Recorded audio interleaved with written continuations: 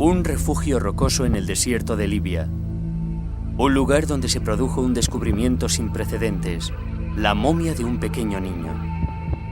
Hasta el momento del hallazgo, todo el mundo creía que los egipcios eran los precursores de la momificación en África, pero este descubrimiento condujo al doctor Sabino di Lernia y a su equipo a desarrollar una nueva teoría que pone en duda todo lo que creíamos saber sobre el antiguo Egipto. Los conocimientos sobre momificación no son originarios de Egipto, sino que provienen de otro lugar, otra cultura, de otra parte de África occidental. ¿Quiénes eran? ¿De dónde venían? ¿Cómo lograron alcanzar tan elevado nivel en técnicas de momificación en una época tan primitiva? ¿Un pueblo desconocido momificaba a sus muertos mucho antes de que lo hicieran los egipcios? Este niño ha sido la clave para descubrirnos una cultura africana perdida desde hace mucho tiempo.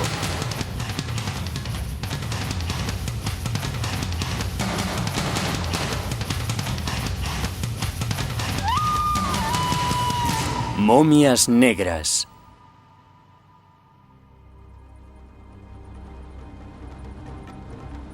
El Sáhara es el mayor desierto del mundo. Es también uno de los lugares más calurosos del planeta y también uno de los más lejanos. El arqueólogo italiano Dr. Sabino di Lernia de la Universidad de Roma ha estado conduciendo durante 2 días. Se dirige al macizo de la Cacus, al sudoeste de Libia, un país norteafricano. Al oeste está Argelia y al este Egipto.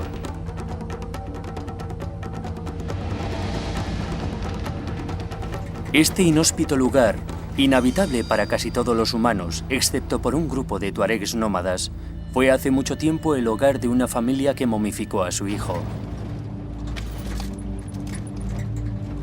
Año tras año, Sabino regresa a este magnífico entorno con la esperanza de descubrir sus secretos.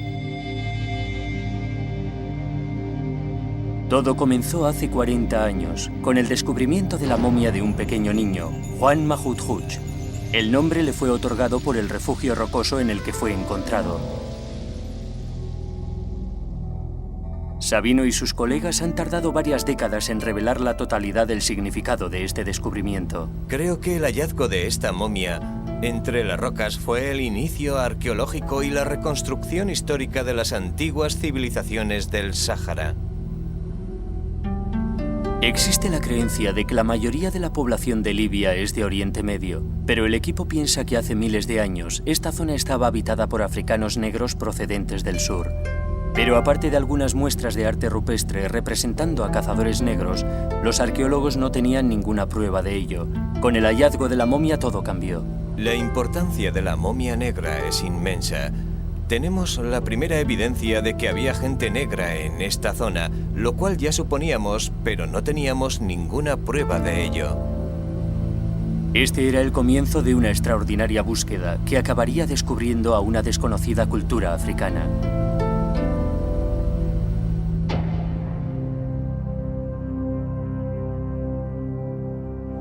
El refugio rocoso de Juan Mahudhuch es un lugar sencillo, un saliente con la anchura justa para proporcionar una sombra del sol de mediodía.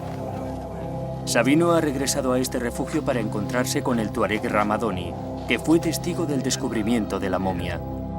Se centran en una zona pequeña, el lugar donde el predecesor de Sabino, el Dr. Mori, descubrió la momia. Estaba a la vista porque la erosión natural de la roca había descubierto una parte y tenemos que medir el lugar exacto donde apareció la momia envuelta, que debería ser justo aquí. Cuando el pequeño saco vio la luz, nadie estaba preparado para lo que contenía. Abrieron el saco y encontraron dentro a una momia. Fue realmente increíble. Poco después de su muerte, este niño fue colocado en posición fetal, después embalsamado y colocado en un saco de piel de antílope. El saco fue aislado por una capa de hojas. Esta meticulosa preparación protegió su pequeño cuerpo de los elementos externos durante los siguientes 5.500 años. El arqueólogo italiano supo que había encontrado una prueba importante. La forma del cráneo del niño sugería que era de raza negra, y si lo era, podría significar una revolución en la historia de la momificación en África. Necesitaban asegurarse. Después de un tortuoso viaje a camello de 10 días al pueblo más cercano, portando la delicada carga, el equipo regresó a Roma para analizar a la momia.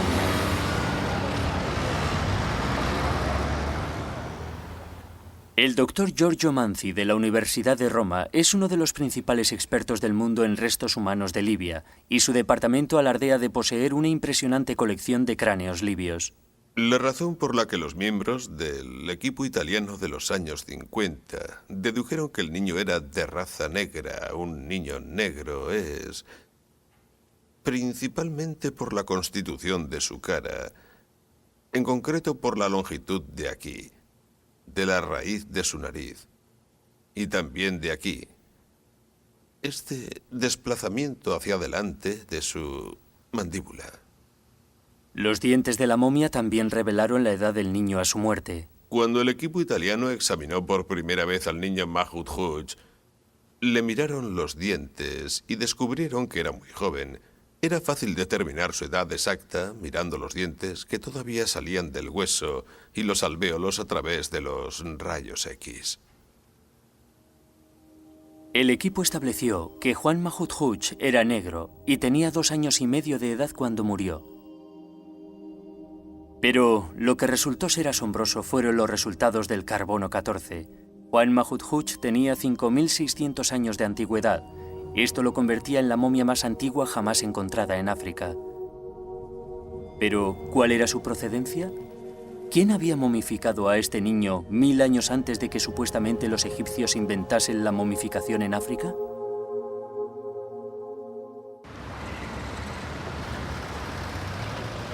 Los orígenes de Juan Mahmoud Hooch, la momia negra, eran un misterio. Para saber más sobre el niño, Sabino regresa al Museo de Trípoli, donde descansa la momia en la actualidad. Creo que la prueba más impresionante de la momia es la piel del cráneo. Puede verse por toda la cabeza. Es la piel del niño. Puede verse aquí, a lo largo de la espina dorsal y de la caja torácica. Hay mucha piel, lo cual es muy raro de encontrar. Aquí hay restos de alguna materia orgánica. Esto en realidad son los restos del interior de la momia.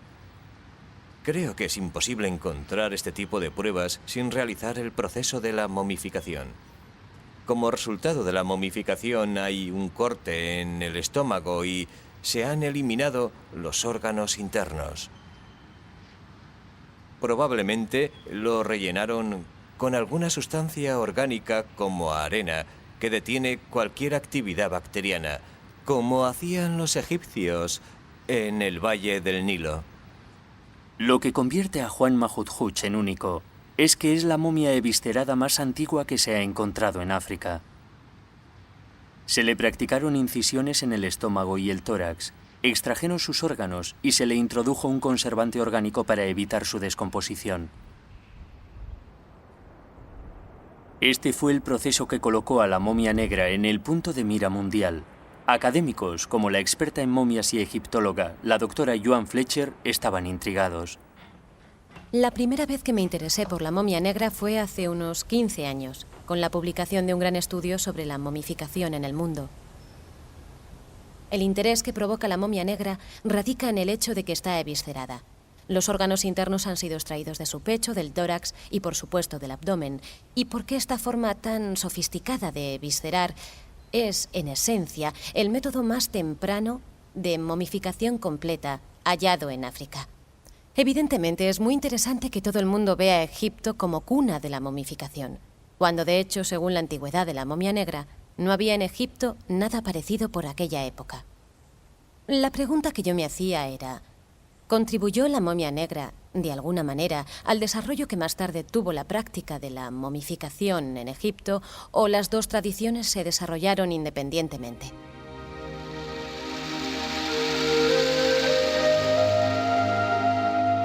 La tradición popular nos indica que Egipto es la única civilización milenaria de África.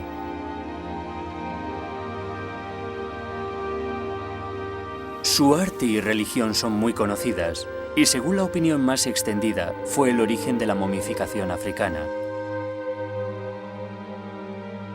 Pero también están aquellos que creen que la momia negra es un reto hacia esa corriente de pensamiento tan establecida. El profesor David Mattingly está especializado en civilizaciones saharianas.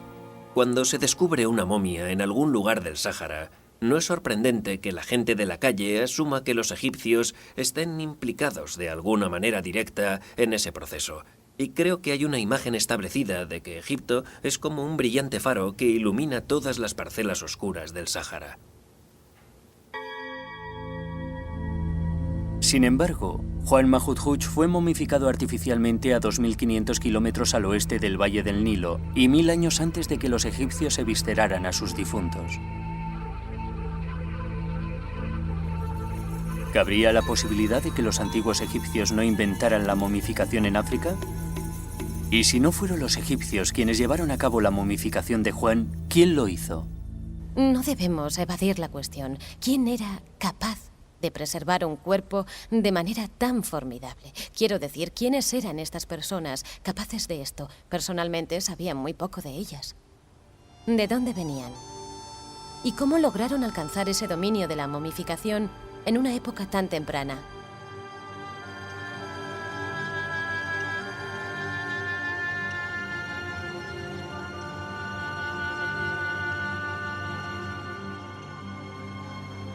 Sabino di Lernia ha estado investigando sobre Juan Mahmud y su pueblo durante los últimos 12 años.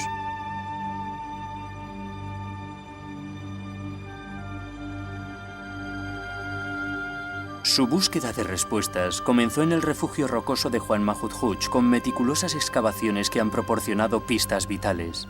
Nos sumergimos en el periodo de la ocupación de Juan Mahmud. Estos son los restos del carbón de una hoguera de hace 4.000, 5.000 o 6.000 años, que es el momento en que Juan Mahmud habitó aquí, y este suelo tiene la misma antigüedad que la momia de Juan Mahmud.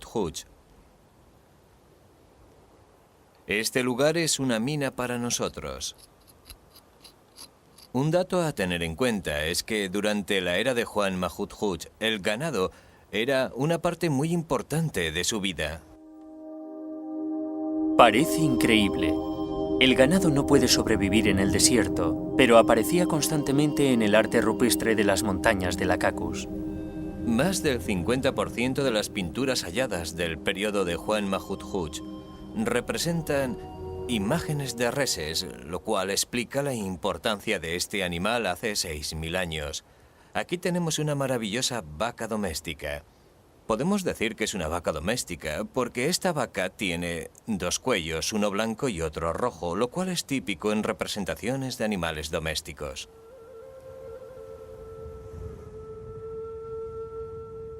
Vacas y cabras. Es evidente que el pueblo de Juan Mahmud se dedicaba al pastoreo, pero ¿cómo podían sobrevivir en este desierto? Los restos hallados de una simple planta proporcionaron la primera pista. El hogar de Juan Mahmud era hace años muy diferente. Encontramos restos de polen de la planta de tef existentes en la era de Juan Mahmud, hace más de 5.000 o 5.500 años. Estas plantas crecieron aquí, pero requieren una gran cantidad de agua.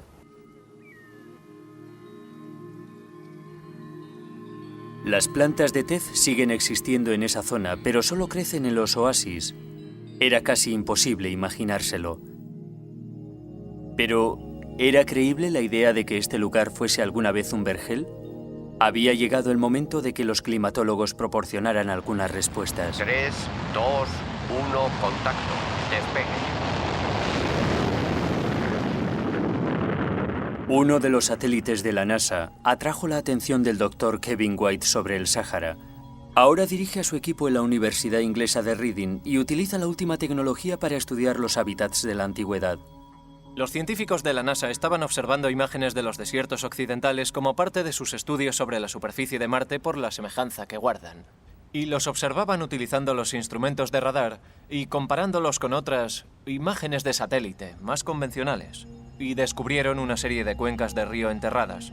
por lo que es hoy un gran manto de arena. El radar penetraba la superficie desértica descubriendo un antiguo sistema fluvial que hace tiempo alimentaba unos grandes lagos. En esta zona podemos ver un denso sistema interrelacionado de cuencas fluviales, que es completamente invisible en la imagen de la izquierda. Estos lagos se secaron hace mucho tiempo y son conocidos ahora por lo que los científicos denominan paleolagos. Kevin White está utilizando esta técnica para descubrir sistemas similares en el Sáhara Central de Libia. Pero son los sedimentos de los paleolagos lo que más interesa a Kevin, porque en ellos está la historia del pasado.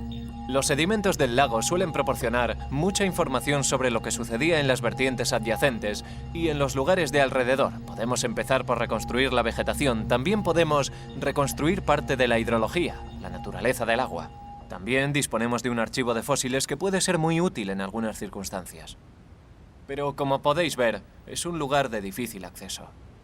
Para reconstruir estos climas, el equipo necesitaba recoger muestras para ser analizadas. Un colega de Kevin, el Dr. Nick Brooks, está planeando un viaje a Libia utilizando los mapas del satélite. Tras esta duna de aquí hay un tramo difícil. Cogeremos esta ruta y por aquí debería haber una vía que la atraviesa.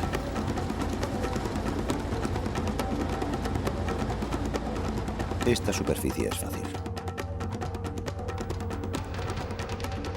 Solo queda un tramo complicado, este de aquí. Y después alcanzaremos esta zona cruzando a través de esta vía, subiendo esta duna.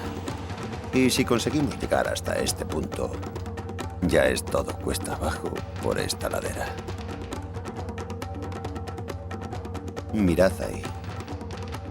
¡Esto es un paleolago! Sabemos que hubo gente viviendo en esta zona durante la época de Juan Mahmud porque hemos encontrado cerámica y herramientas de piedra de ese período.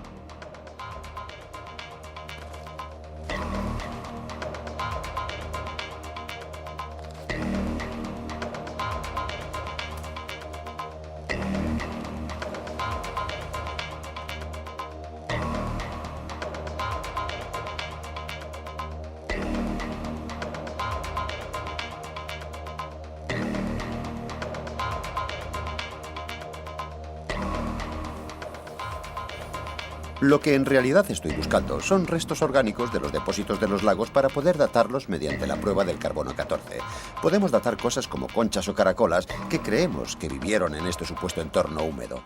Podemos encontrar huesos de animales como elefantes, rinocerontes y cocodrilos. Puede que incluso peces. Eso sería estupendo.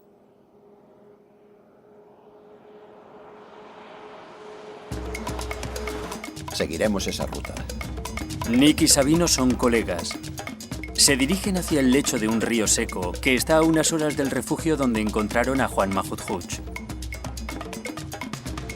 Es posible que las pruebas que encuentren en este lugar sean la evidencia de que esta zona fue una vez muy distinta. ¿Cuál es de todos los grabados tu favorito? De todos los grabados que hay en Wadi Martin Duch. ¿Mi favorito? Sí. Son esas figuras que parecen becerros. Sí. Son extraordinarios. Sí, la verdad es que son increíbles. Sí.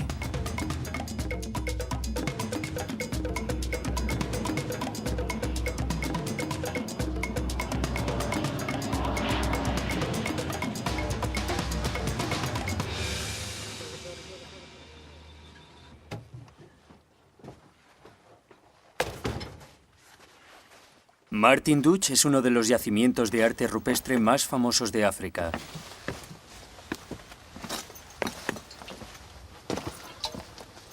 Aquí se puede apreciar un rinoceronte, boca abajo, con dos figuras humanas y también algo parecido a un buey.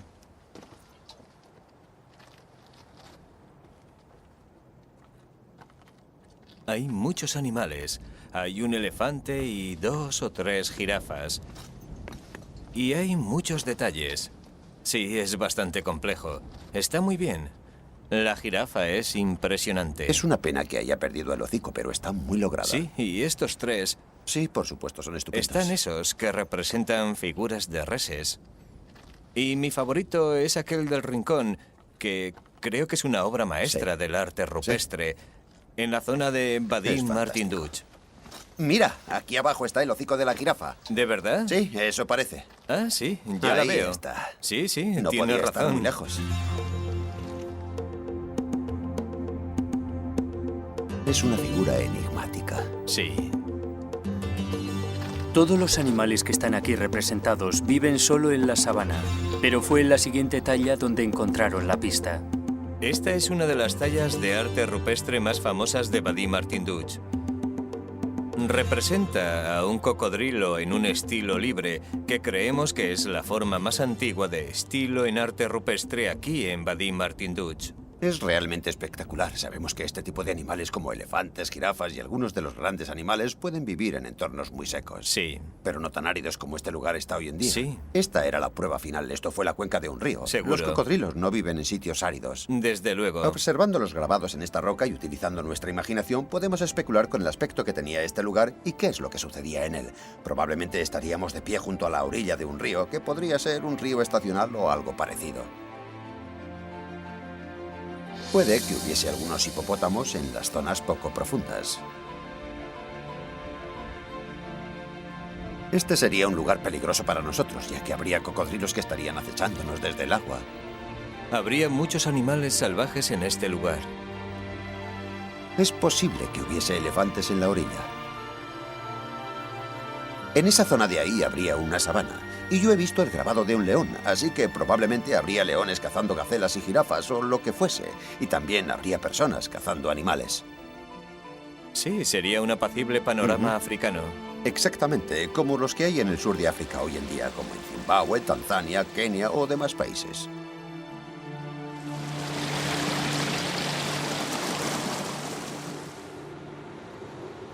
En el Sáhara que conocemos hoy, ese jardín del Edén de la época de Juan Mahmud solo existe en nuestra imaginación.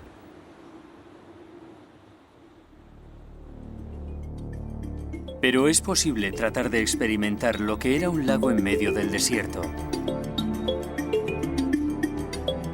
Gabarón es uno de los pocos oasis que quedan en el Sáhara y nos da una idea de lo que podía haber sido el entorno en tiempos de Juan Mahmud, la momia negra.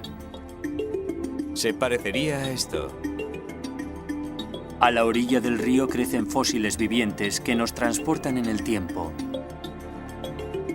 Esta vegetación Nick es la misma que encontramos en el refugio rocoso de Juan Mahmud. Esos granos de polen que encontramos en las excavaciones que tenían 5.500 años es la misma vegetación que hay aquí. Eso significa que en tiempos de la momia de Juan Mahmud había este tipo de plantas o este tipo de entorno. Sí. Eso significa que en los alrededores del refugio había gran cantidad de agua. Entonces este fósil es una reliquia. Sí, es una reliquia del pasado. Sí.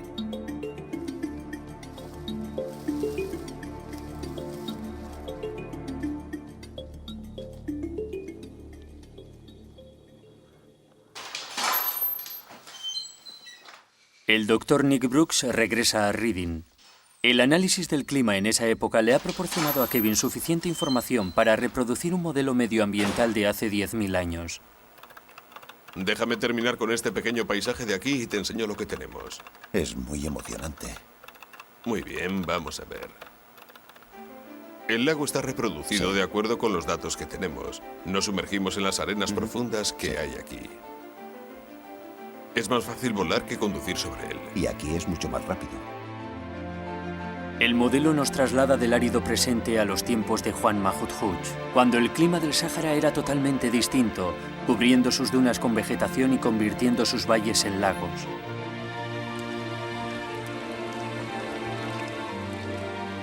Todo sucedió hace 10.000 años, cuando un cambio climático en la Tierra provocó que los monzones tropicales alcanzaran la zona norte y se introdujeran en el Sáhara central.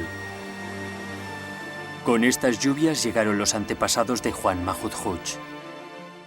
Hace 10.000 años, humanos de raza negra procedentes del sur siguieron el recorrido de los monzones y ocuparon la zona del Sáhara central. Esto desembocó en la primera ocupación del Sáhara central por gente de raza negra que se estableció en este área, en el macizo Akakus y sus alrededores. Y no fueron los únicos. Hace unos 7.000 años llegaron al Sáhara central algunos pueblos de Mesopotamia y Palestina e introdujeron su venado y sus cabras en el Sáhara central. Nos podemos imaginar que en el Sáhara Central, en las montañas de la Caucasus, confluyeron distintas razas, porque había gente negra procedente del sur y gente de raza blanca procedente del Sáhara Occidental y de zonas más lejanas.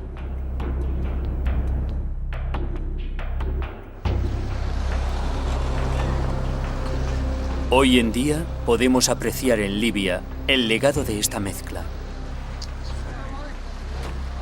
Cuando paseo por Libia, siempre me impresiona la increíble diversidad humana que uno se encuentra y que se refleja ampliamente en una zona, que es como un cruce de caminos, en donde Libia une al Mediterráneo con tierras del Sáhara. Libia ha sido un punto de encuentro de distintos pueblos a lo largo de toda la historia, pero es verdaderamente sorprendente ver que esa cualidad se remonta a tiempos tan lejanos, entremezclando a blancos del Mediterráneo con negros del Sáhara. Eso se aprecia claramente en este estudio del Sáhara Central. Esta diversidad étnica da explicación a algunas de las intrigantes imágenes de arte rupestre que Sabino no acababa de entender. Las caras de estas personas no eran negras como las de Juan Mahmud, sino blancas, como se puede comprobar mirando el perfil de esta cara y su fisonomía.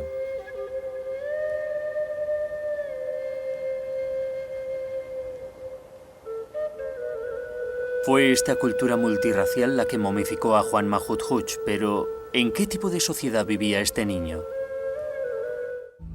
Una de las pistas importantes a seguir era el collar de cáscara de huevo de avestruz que la momia llevaba intacto cuando la descubrieron. Todavía conservamos algunas de las piezas de ese collar de huevo de avestruz. En las civilizaciones antiguas, la inclusión de bienes sepulcrales indicaba la realización de un ritual y ceremonia, y el proceso de momificación sugería algo más. A pesar de que Juan Mahmud es la única momia completamente sahariana que se ha encontrado jamás, probablemente este pueblo había estado momificando a sus difuntos durante cientos o miles de años antes de que este niño muriera. Lo que es interesante de la momia negra es la sofisticada forma de visceración que le practicaron. Estamos ante un muy elaborado proceso de momificación, que desde luego no pudo haber aparecido de repente. Evidentemente, las momias negras son el resultado de un desarrollo muy complejo que emplea técnicas altamente especializadas. ¿Momificaron a Juan Mahmud porque era alguien especial? Podemos decir que la familia de Juan Mahmud no era especialmente rica o poderosa. De hecho, este tipo de antigua sociedad era bastante igualitaria en su organización social.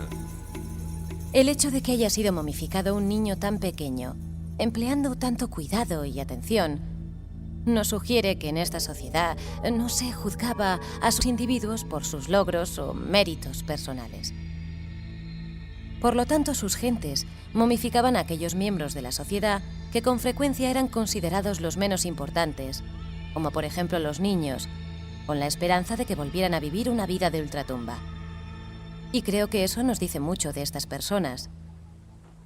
Este acto conlleva mucha compasión y amor. Lo evidencia el deseo de que este proceso mantenga al niño difunto cerca de ellos para toda la eternidad. Pero fue la fecha en la que Juan Mahmud fue momificado la que planteó la cuestión. ¿Empezó la momificación africana aquí, en el Sáhara Central?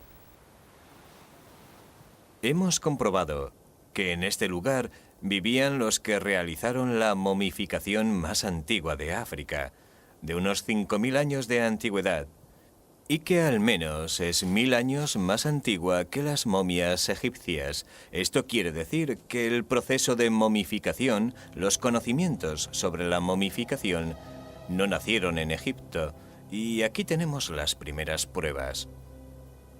Es muy tentador sugerir que había algún tipo de movimiento o de corriente ideológica del Sáhara Central que se extendía hacia el Valle del Nilo. Es una conclusión muy tentadora, pero como arqueólogo necesito pruebas más fiables de ello.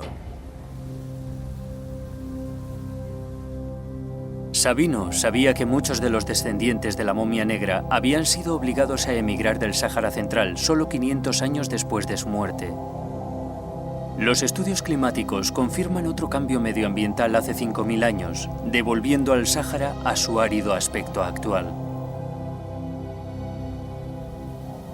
De nuevo tenemos que imaginarnos que la era prehistórica estaba afectada por multitud de cambios climáticos y los cambios climáticos tendían a ser muy calientes en esta parte de África. Hace 6.000 años, o puede que 5.000 años, hubo una crisis árida y la gente tuvo que emigrar.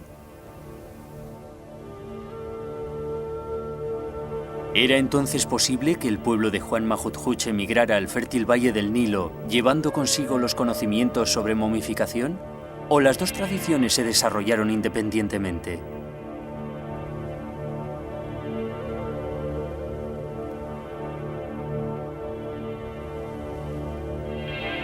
La búsqueda de más pruebas condujo a Sabino a explorar todo el Sáhara libanés.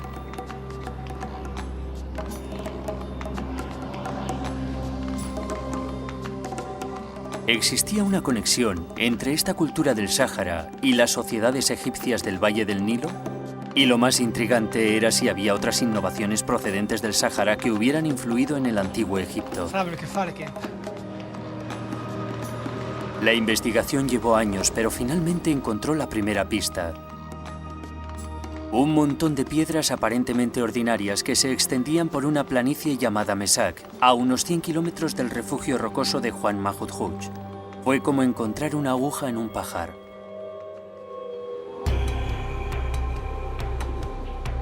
Sabino tropezó con el misterioso monumento que atestiguaba que el ganado tenía un gran significado en los rituales de los pueblos del Sáhara. Esto implicaba un sacrificio sangriento, y aquí estaba la prueba de ello. Encontramos este grabado representando al venado y cuando lo descubrí, algo me dijo que probablemente este monumento tenía algo que ver con el culto animal. Así que decidí excavar en este lugar y encontramos huesos de vacas y carbón. Era la primera prueba sólida, una prueba arqueológica de que existía un tipo de ritual conectado al culto del ganado. Los huesos encontrados databan de la misma época que Juan Mahudhuch y estaban enterrados en un monumento de piedras circular de unos 3 metros de diámetro y contenía piezas de cerámica como ofrendas rituales. Los descubrimientos en Libia de las zonas rituales donde las culturas saharianas sacrificaban reses sagradas me recuerda a las prácticas que más tarde se darían en el Egipto faraónico, donde encontramos que el ganado era sacrificado en rituales dentro de los templos y era ofrecido a los dioses habitualmente en forma de ofrendas sagradas. Pero también se ofrecían en los cultos funerarios, cuando a las momias humanas se les daba finalmente sepultura. El momento álgido de un ritual funerario era cuando se ofrecía la pata delantera de una vaca al difunto. Y mientras todavía bombeaba sangre, se ponía en la boca de la momia con la intención de transferirle la vida que pudiese quedar palpitante en este miembro amputado. La intención de este ritual era transferir vida al difunto con la esperanza, el ardiente deseo de que esta persona pudiera vivir una vida después de la muerte. El ganado tenía la función de transmitir un poder sagrado, un conocimiento sagrado o, si lo prefiere, sagrada energía a los humanos muertos. Aquí se da lugar una relación simbiótica entre humanos y animales que está muy latente en el Egipto faraónico y que, como estamos viendo, también estaba muy latente en las culturas del Sáhara Occidental. Por lo tanto, el concepto egipcio de que los animales proporcionaban un puente entre los humanos y los dioses no era nuevo. De hecho, el culto a las reses ha estado presente en el Sáhara Central miles de años antes de que alcanzara su cenit en el Valle del Nilo. Es muy tentador sugerir que existe un tipo de relación entre esta evidencia cultural de gran relevancia sobre el culto al ganado en el Sáhara y el florecimiento del culto animal en la ideología egipcia. Creo que esto es bastante probable.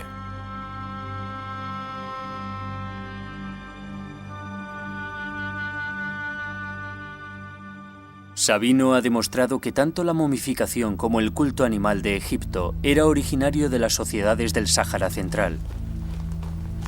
Posteriormente, en un curso de agua seco que estaba a unos 2 kilómetros de distancia de los monumentos al ganado, encontró algo todavía más determinante, una figura grabada con la cabeza de un animal. El detalle más impactante de este grabado es que lleva la máscara de un perro. Este tipo de personajes con máscara son de gran relevancia artística en la era Mesac. Podemos deducir la edad de este grabado por su color, que es muy oscuro, negro. Eso quiere decir que es muy antiguo. Lo que es verdaderamente revelador de la fecha de estos grabados es la presencia de figuras humanas que en este caso llevaban la máscara de un perro y que son mucho más antiguas que las que hemos encontrado en el Valle del Nilo. A pesar de que la materia orgánica que había en los surcos de los grabados ha sido fechado con el carbono 14 en 5600 años, Sabino cree que estos grabados pueden ser todavía 1000 años más antiguos. Encuentro muy interesante que estas figuras humanas con cabeza de animal existan fuera de Egipto en una fecha tan increíblemente temprana y que más tarde aparezcan en la cultura faraónica. En el arte egipcio hallamos exactamente los mismos temas repetidos, pero más sofisticados. El dios egipcio Anubis se ha convertido en uno de los símbolos más conocidos del antiguo Egipto. Este es Anubis, el antiguo dios egipcio de los embalsamados y guardián de los difuntos. Su imagen fue utilizada en máscaras por los antiguos egipcios, como la que estamos viendo ahora, para ser utilizada en los rituales sagrados de los funerales. En los ritos funerarios, uno de los sacerdotes se pondría una máscara exacta a esta y procedería a los rituales mágicos que permitirían al difunto vivir de nuevo en el más allá. Encuentro verdaderamente fascinante que en las culturas saharianas hayamos encontrado petroglifos de seres humanos llevando máscaras de chacal. Son casi como las figuras con cabeza de perro, y esto por lo menos 1000 años antes de la aparición de Anubis en la mitología del antiguo Egipto. Por lo tanto, la aparición del culto animal y las representaciones humanas con cabeza animal en las sociedades del Sáhara Central se dieron lugar mucho antes de que lo hiciera en el Valle del Nilo. Pero ¿cómo pudo una pequeña y oscura sociedad tener tanta influencia? Los arqueólogos necesitaban saber si la cultura de Juan Mahmud se había extendido hacia el extremo sudoeste de Libia. La respuesta a esta pregunta estaba a 800 kilómetros al sur, lo que hoy en día es Nigeria. En los años 80, los arqueólogos franceses descubrieron cerámica, enterramientos humanos y arte rupestre que eran casi exactos a los encontrados en Libia por los italianos. Objetos similares fueron encontrados a lo largo del norte de África. Parecía que esta cultura se extendió mucho más de lo que nunca nadie había imaginado. Aquí está Trípoli. Aquí está el Cairo y el Nilo. Justo en el centro están las montañas del Caucaso. Y tenemos a Argelia, Libia, Egipto, Sudán, Chad, Nigeria y Malí. Esta zona es más grande que Europa, lo que quiere decir que esta gran extensión fue habitada durante la antigüedad por los mismos pueblos de cultura sahariana. La magnitud de esta cultura fue extraordinaria. Se extendió desde el norte de África a Malí y hacia los límites occidentales de Egipto. En muchos aspectos, esta inmensa cultura sahariana no tuvo que desplazarse muy lejos en términos de distancia para influenciar a los pueblos del Valle del Nilo. Prácticamente ya estaban allí, por lo que fue casi un paseo el que tuvieron que dar desde el desierto situado al oeste de Egipto hasta el Valle del Nilo. El cuadro estaba casi completo, pero los arqueólogos necesitaban pruebas de que era esta cultura africana la que había influenciado a Egipto. Necesitaban encontrar pruebas de una conexión directa. Tenían que probar el contacto. Los italianos se volcaron en el objeto que prevalecía en las montañas de la Caucasus, la cerámica. ¿Cómo sería la comparación de la cerámica local sahariana con la que se había encontrado en el Valle del Nilo? En una cueva cercana al refugio rocoso de Juan Mahut Hooch, Sabino descubrió restos de cerámica que se dataron como los más antiguos de África. Todavía podemos apreciar que es una pieza de cerámica que probablemente tenga más de 9000 años. Y está decorada con un dibujo ondulante. Esta pieza es probablemente la más antigua que existe en el mundo. El equipo italiano recogió suficientes restos de cerámica para reconstruir un cuenco completo, que ahora se encuentra en Roma con Sabino. Esta es la pieza de cerámica que encontramos en el yacimiento de Juan Mahut Hooch y es muy típica por el modo en que está decorada. Probablemente tenga unos 6000 años. Este tipo de decoración es producida por la impresión de un palo. Hemos encontrado cerámica decorada de manera idéntica a lo largo de una zona muy amplia. Este no es un cuenco cualquiera. Tiene un inconfundible estilo sahariano. Es completamente diferente a la cerámica sin decorar encontrada cerca del Nilo. Pero las excavaciones en el Valle del Nilo descubrieron que hace 6000 años hubo una increíble influencia de la cerámica muy decorada del Sáhara. Hubo una serie de excavaciones arqueológicas, especialmente las de la zona sudanesa del Valle del Nilo, en donde hallamos cerámica de 10.000, 9.000 y 8.000 años de antigüedad, y de repente encontramos cerámica del Sáhara que es técnicamente muy diferente. Lo cual quiere decir que estos pueblos, o desde mi punto de vista, la comunicación de sus tendencias culturales llegó hasta la zona del sur del Valle del Nilo hace unos 6000 años. ¿Era esta la pieza final del rompecabezas? ¿Habían dado los arqueólogos con la prueba definitiva de que esta cultura sahariana había extendido su influencia por el Valle del Nilo? Y si fue así, ¿cómo sucedió? ¿Qué fue de estas gentes?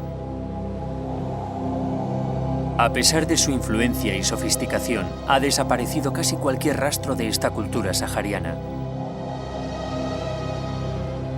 Es como si toda su historia hubiese sido literalmente enterrada por las arenas del desierto del Sáhara. Pero los arqueólogos se están asegurando de que sus innovaciones no murieran con ellos.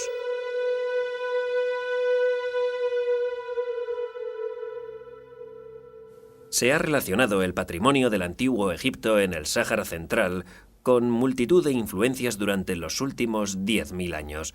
Pero si retrocedemos en el tiempo, 8.000 años, encontramos un periodo en que esta influencia se expresa de una forma muy distinta que puede transformar el concepto que tenemos hoy en día. Si en lugar de pensar en Egipto como un gran faro que ilumina el desierto, tal vez deberíamos pensar en una cultura del desierto que proyecta pequeñas luces hacia un Egipto en ciernes en el Valle del Nilo. Esto jugaría un papel muy importante en la formación del antiguo Egipto. Yo creo que hay algunas tradiciones egipcias tempranas que fueron influenciadas por las tradiciones saharianas. Lo podemos comprobar en la técnica de la cerámica. Lo vemos en la forma de decoración utilizada en la cerámica y en la actividad artística, ya que la domesticación de los animales se inició en el Sáhara, no en el Valle del Nilo. Esto quiere decir que muchos de los conocimientos culturales del Sáhara se extendieron por gran parte del norte de África, incluyendo el Valle del Nilo. Encuentro extraordinariamente fascinante que esta civilización del Sáhara Central nos muestre las características que generalmente hemos asociado con la posterior cultura del Egipto de los faraones. La momificación es un buen ejemplo de ello. Desde luego hay una conexión entre las dos culturas. A la pregunta de quién llegó primero, a los egiptólogos nos gustaría pensar que fue Egipto, pero creo que mucha de la información obtenida sobre las culturas saharianas debería hacernos replantear las cosas.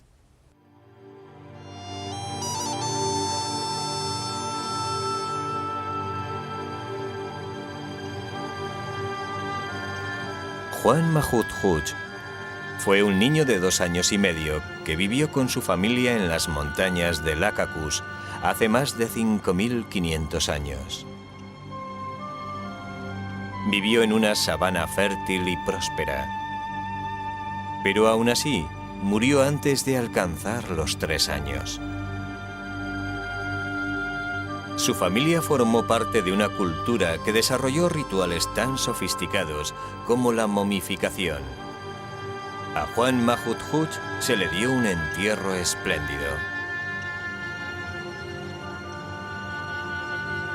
Era un pueblo subsahariano de africanos que accidentalmente le dieron al mundo la momia negra más antigua que se haya encontrado jamás.